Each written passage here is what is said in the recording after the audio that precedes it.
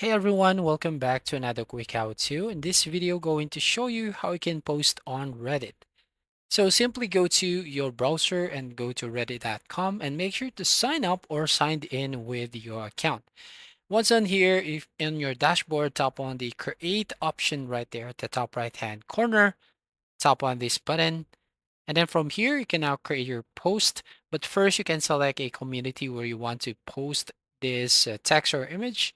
As you can see, then you can select if you want to post text, images, and video, link, or AMA. So basically here, I'm going to select this text or images and video here. Then I'm going to put a title, which is the hello. And then I'm going to just add an image here. Right, so from here, as you can see, then tap on post at the bottom right.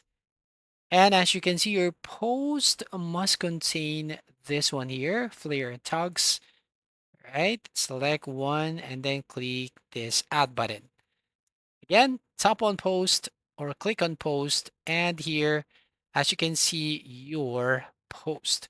So that's all. Thank you for watching. Please like and subscribe, and see you on the next video.